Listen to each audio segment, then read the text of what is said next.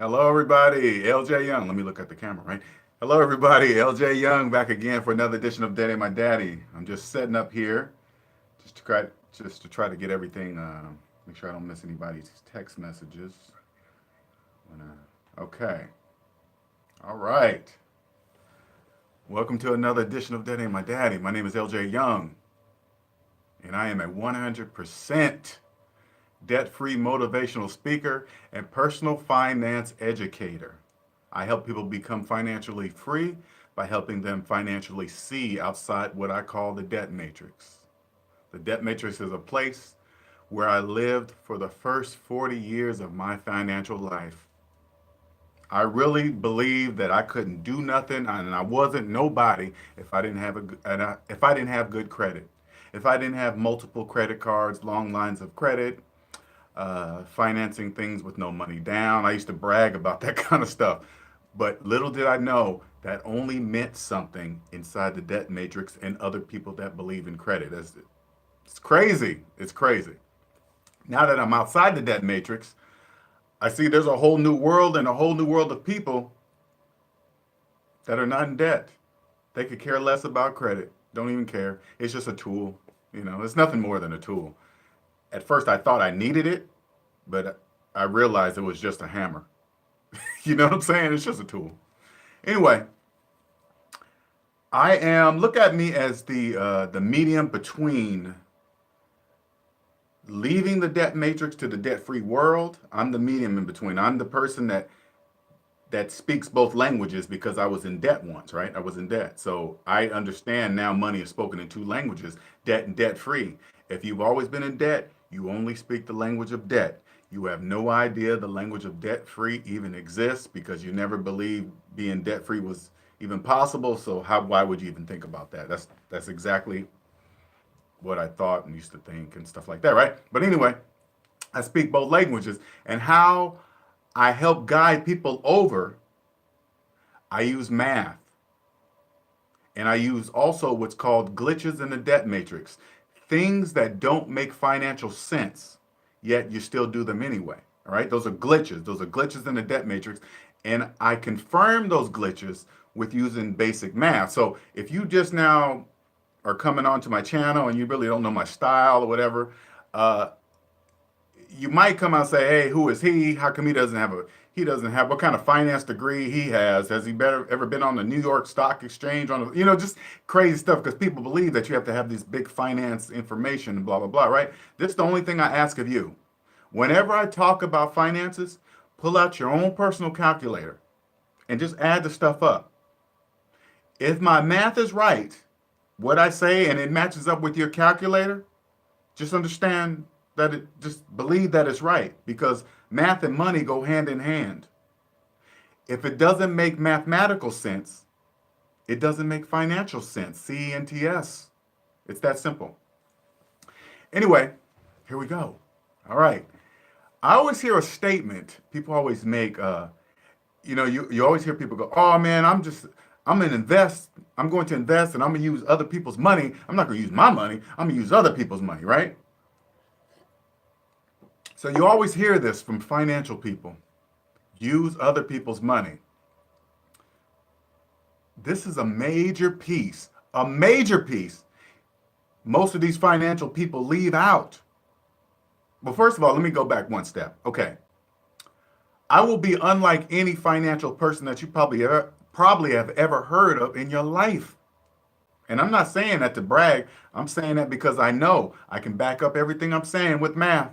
I'm not just saying this stuff, all right? I can back it up with math. Now, what I am is more like a person that prepares you to go see your financial advisor or your financial investor. I prepare you to make sure those people have your best interests at hand. And you don't even need to know all the stuff they know, right? I'm not even saying they don't know what they're talking about. I'm not saying that at all. What I'm saying is this will help you to determine if they have the best interests of you in their mind with your money. That's all I'm saying. Nothing personal. Never mix business with personal. I don't care how the person is. If they're a nice person, it doesn't matter. Are they doing your money right? And this is the best way to tell.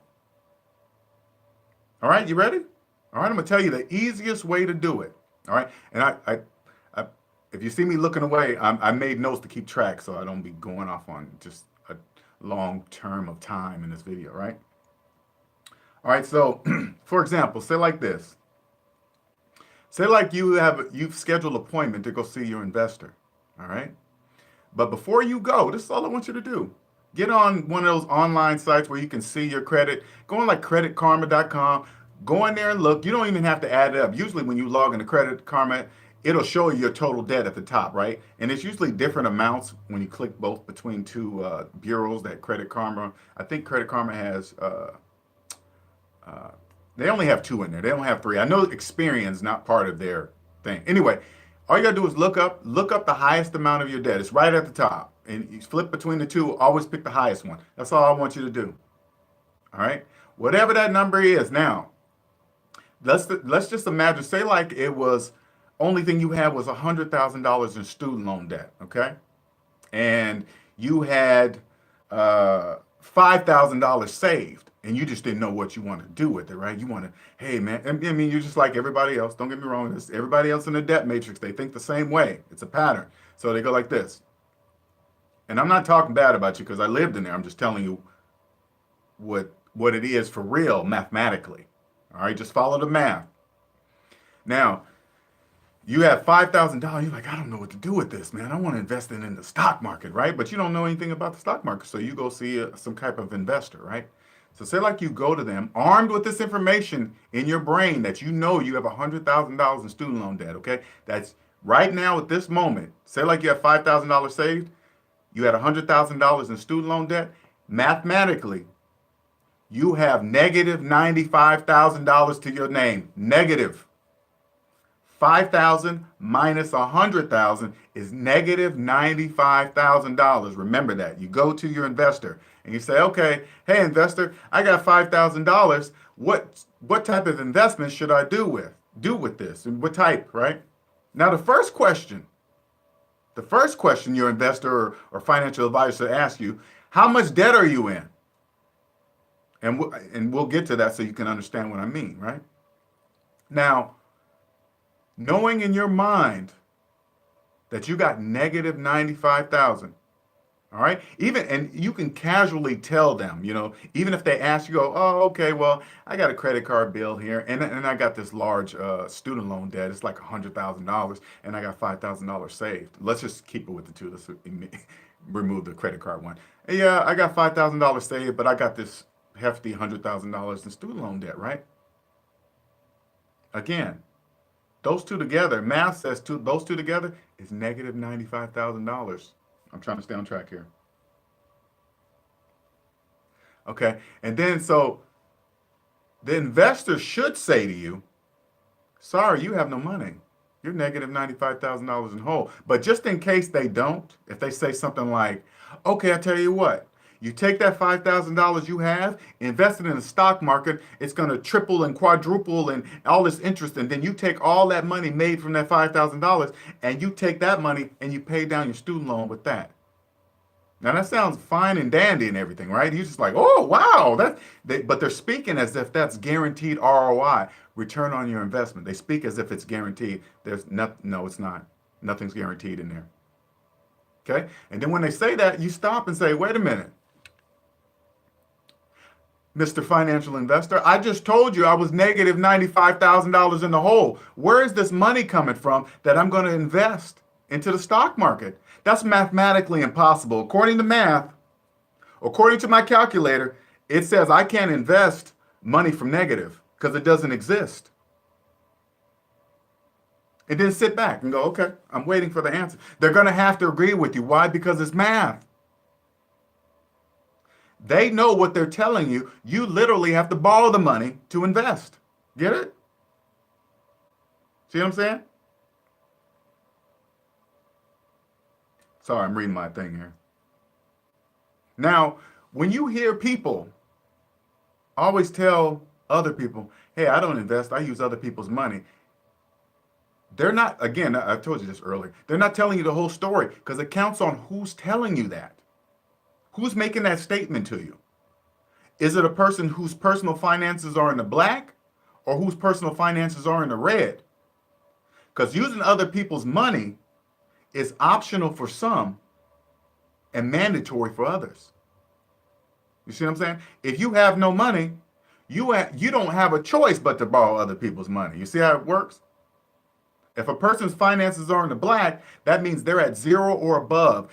If their finances are in the red, that means they're below zero. They're down. See what I'm saying? So if you're in a negative, you have no choice but to use other people's money. It's not an option. You just have to. Get what I'm saying? Because that math says that.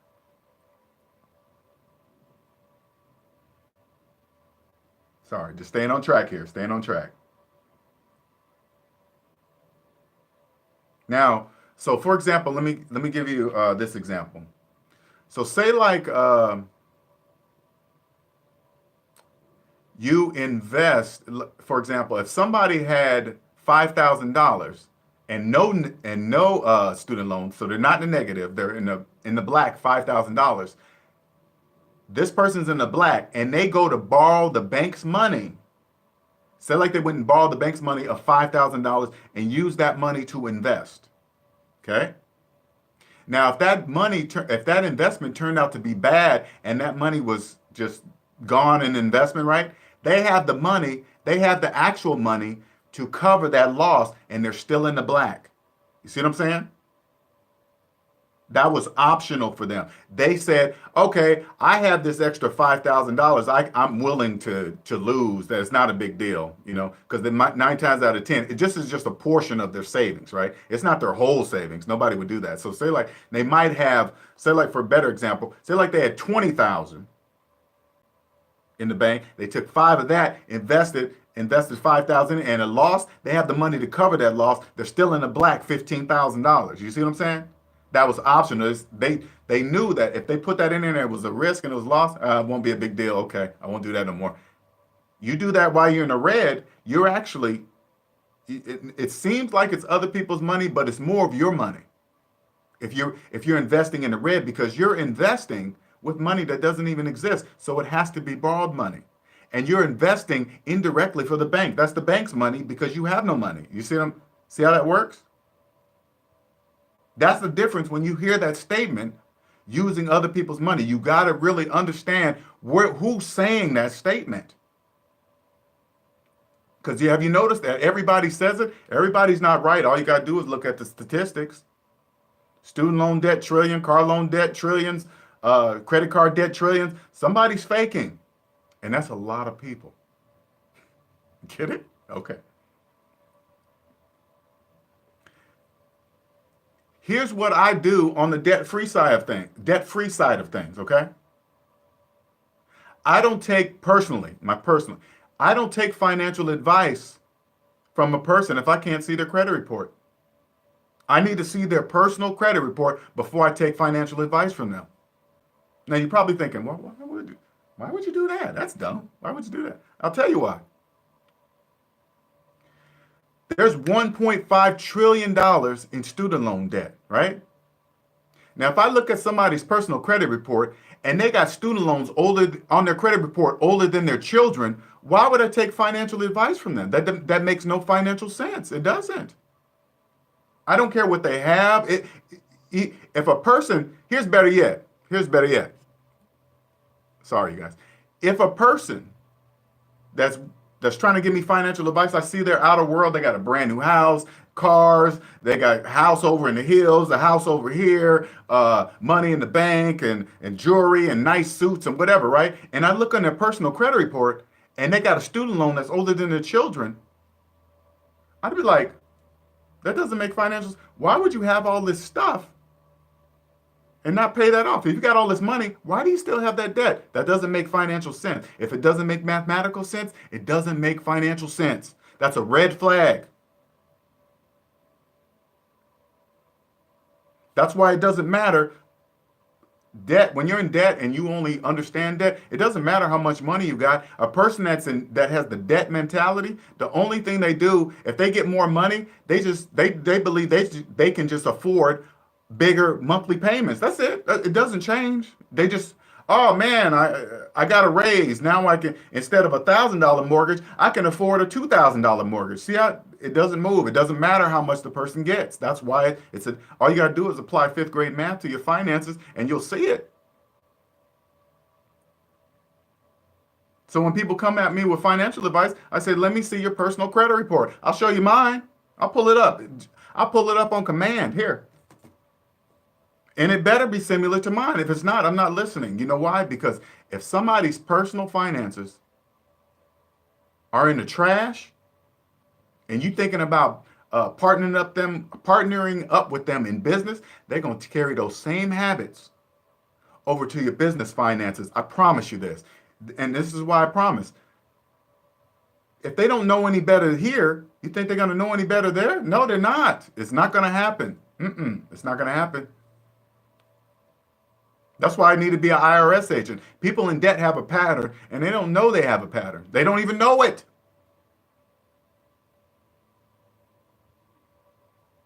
You know, you say simple things like this. Ask somebody, especially you. I'm going way off. I'm still going off my. I'm still going off my thing. I always do that, right? Like for example, young college students, right? This is what I want you to do, okay? You're getting out of college. There's $1.5 trillion in student loan debt, right? And I know you're thinking individually. You think, oh, mine is only 30,000, 40,000. It's nothing near to $1 trillion because you're thinking individually. You're part of the collective. You're the total of that. Never forget that. You're part of that. My student loans are paid off. I'm not part of that. If you have $1 in student loan debt, you're part of that. This is how you pay it off. But anyway, this is what I want you to do. Go to somebody 10 years older than you and ask, do they got their student loan debt? Then somebody 20 years older than you and ask if they still got their student loan debt. 30, 40, even probably 50. I'll just say 40 max. And ask, do they still have their student loan debt? Now, if you pay yours off right now, right out of college, don't care what your friends think, pay yours off, you will be financially ahead of 44 million people. You see how that works? If you stop thinking individually and think collectively, you pay yours off, now you're ahead of this collective 44 million, financially ahead of collective of 44 million people. Whether they know it or not, math doesn't care. Math doesn't have any feelings. You get what I'm saying? So that's why when you hear people talk about, hey, yeah, I use other people's money, you got to stop and think. Is that an option or do you have to? Whether they know it or not, math doesn't care. Math does not care. If it doesn't make mathematical sense, it will never make financial sense. And that's all you got to be armed with. Right there, what I'm teaching you right now, this is your foundation. Right here, this is where it starts. You start from zero and know it. If anybody asks me, hey, Linnell, you own, how much debt are you in? I go zero. $0 to nobody on earth. Nobody. No entity. Nobody owns me. Nobody. See how that works? You start from zero, you can see all the bull crap. You can see all the bull crap from people faking it. All right, I'm way off my thing. Anyway, I'm going to do it anyway. There are so many people faking it out here, people. There's so many people faking it. And when you're in debt, you can't see through the facade. You can't see it. For me, it's obvious. I can see it a mile away. People out here faking it. All you got to do is go by the statistics and see there's a lot of people faking it. But when you're in debt and they seem like they have more than you, you're fooled by it. You don't know. You be like, oh my God. But this is all the things you have to. I'm gonna give you some questions to ask them. But they won't know why you're asking them. You know why they won't know? Because they only understand debt. They won't understand. This is a debt-free question that I'm telling you to ask them, and I'll tell you the reason why. The first one, what I told you earlier, If they still have their student loan debt and you see them with all that stuff, their finances are not like the way it's portrayed to be look. It's portrayed it's looking. That's a facade. Because you got to stop and think. Why in the world would you buy all this stuff knowing that you're $100,000 in student loan debt that you can't pay off and you will be a slave until you're dead until you pay it off? But instead you bought a house? Instead you financed a car? Because what they're really saying is that I'm willing to be a slave a little longer so I can buy it and finance these things that I don't even own. That's why they don't know they're in debt, right? Because they believe they own the stuff that they're in and using and stuff like that. Even though they logically know they didn't have the money to buy a house cash and know they had to borrow the bank's money to get the mortgage, to get the house, so the bank owns the house until they pay the bank back. The people logically know that, but yet they still call themselves the homeowners. Do you get it? You see what I'm saying? It's crazy. This is all you got to do to ask them these few questions to people that you believe have money. Ask them, do they still have their student loan? Just ask them. Ask them if they roll up in a nice car. Ask them, are they making car payments? If they're making car payments, that means they didn't have the money. I mean, that's what math says. Math says this. I'm not even making this up. Math says that. Math says if they didn't have the money, that's why they didn't have the money. That's why they're financing the car. I got some news to tell you guys. Nobody gets a great deal on a finance car. I don't care what interest rate you got. You didn't win. Stop telling people that. Stop telling people you got a great deal on this finance car and how much you got it on sale for, because you didn't. You got to look at the end of, you got it on sale for the sale price at the end of the 72 months. You see how that works? That's how you know. So when you ask them that, that's the full story. Because the person, if you ask that person, are you making car payments? A person that's not making car payments, they will be quick to tell you, hell no, I ain't making no car payments. No, are you crazy? No. That's what will happen. But the person making payments, they'll say something like, oh, it ain't that much. Oh, I got a great deal. They might not tell you the exact price. That's all I need to hear. If they say, oh, it's not that much, okay, that's enough. That's all I need to hear. I don't need to hear anything else. Get it? These are questions, and just sit back. And this is the best one. Okay, this is the best one I want you to do. Okay, this is the best one. Now this is more for you and your observation of it. Okay, I want you to go to one of your friends, right? That maybe got a house, just bought a house. They're happy. You see it on Facebook all the time, right? They just got a house. This is what I want you to ask. How much did you put down? If they say hardly nothing, the only right answer is 20% or more than the price of the house. That's the only right answer, right? But they say, oh, I did not much or whatever. They did it wrong. You don't want to take any more. Don't take any financial housing advice from them. You just say, okay, thanks. All right. Here's the next question. Say like this. Hey, if you borrow the money from the bank to buy this house, you're not really the homeowner, right? And then sit back and see their response. Some people will go off, oh, yes, I am. Yes, I am the homeowner. Yes, I am. Well, no, then just don't say no, you're not. Just sit back, and when they do that, go, okay.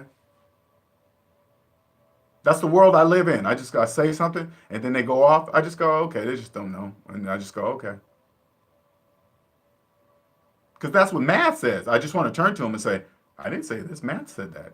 That's not me. I didn't. Math was here before I was born. See, I didn't. You get what I'm saying? And ask them back to the student loan one. You got to think about it this way.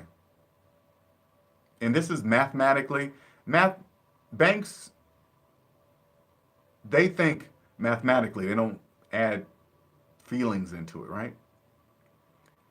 When you, how can I say this? When you think about it this way, if a person has a 10-year student loan, 20-year student loan, and it's old, that old, right? And they have good credit, the bank, that would be an ideal candidate for the bank. And I'll tell you why. Because if a person has carried a student loan 10 or 20 years, they're not going to pay off a house in 30. Okay? The bank, and this is just my opinion, the bank understands this because it just makes mathematical sense, right? They know they're not going to pay a house off in 30, but all the while, the person will go through the years making payments, believing that this house is theirs. But the bank knows it's their house the whole time. How do they do that? I don't know. Bank money magic? I don't know. Because if a person pays cash, there only can be one homeowner, the person that paid cash. That's what math says. Math says that. But yet there are millions of people walking around on earth thinking they're homeowners, believing they're homeowners, and they're not. The whole time they're in it. All right. That'll be it. And I went almost 30 freaking minutes. Well, you guys have a wonderful day. I am looking, before I leave, I am looking to partner up with some other financial guru people out there that may be touring, maybe have stage appearances, and they're looking for another key speaker with a very different perspective of money, a very unique perspective of money, which I am. I'm 100% debt free, and I tell my perspective of how I got here, the things I see now on this side of the debt free world. It's a whole new world, and so I'm looking for that. So if somebody's a promoter out there or knows the field that I'm in and what I'm talking about, I need to partner with them. You can reach me at DebtAintMyDaddy@gmail.com for the information I just asked, or a free 15-minute consultation, kind of see where you're at and go from there. What I do is make financial plans for people, how to get out of this student loan debt, this credit card debt, how to get out of it. I'm not a credit fixer person. I'm not one of those people that will call in or mail some stuff in and remove some stuff no, I don't do that kind of stuff.